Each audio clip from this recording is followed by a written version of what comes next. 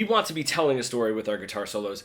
We're gonna look at this like intro, conflict, resolution, and then finally like the full resolution at the end. So for my intro, a little exposition, right? I don't need to build tension if I'm in my minor, right? I don't need to be doing the flat threes and the flat sevens necessarily right away. And my phrases can be a bit longer. It's a nice way to ease into these solos.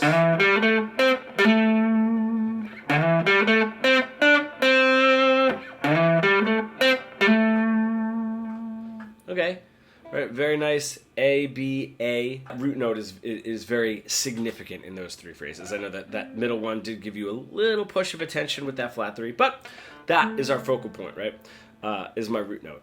Now I can get into a little bit more of the conflict resolution. Now I don't need to jump up to tension. I can use a 2 or a 4 to push the story a little bit more.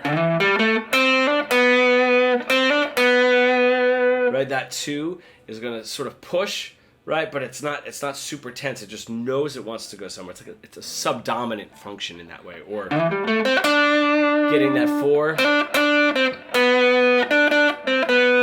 right? The 4 and the 2 push, but it's not so, oh my gosh, I need to resolve this, you know?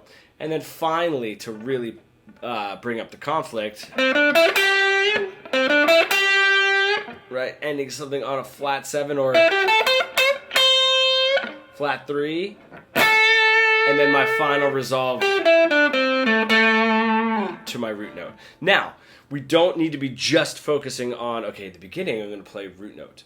Then, in the middle, I'm going to do some 2s and some 4s, and then to spice it up or spike it up a little bit more, I'm going to be doing flat 3s and flat 7s to push the tension even harder, and then resolve over here. Just think of what is going to be the most significant note, right? Because if I'm just ending everything on a root note, it's not really going to go anywhere. If I'm in the middle there and I'm just ending things on a 2 and a 4, it's going to sound like it's unsettled and not really going anywhere. And then the last part to really spike it, if I'm constantly pushing a flat 7 and a flat 3, it's just going to be so much tension that you're like, oh, I can't take this anymore. So just think about the focal point, right? Maybe a little bit more root note, longer phrases, cut those phrases shorter to bump up the intensity, focusing on some 2s and 4s.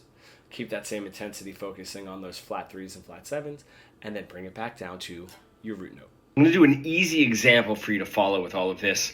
That link is in the description or the first comment. If you're an intermediate guitar player stuck in that boring, robotic guitar solo plateau that we all get into, and you really want to bridge the gap between your creative ideas and what you're able to play, becoming fully fretboard fluent, comment pro below and we can get started.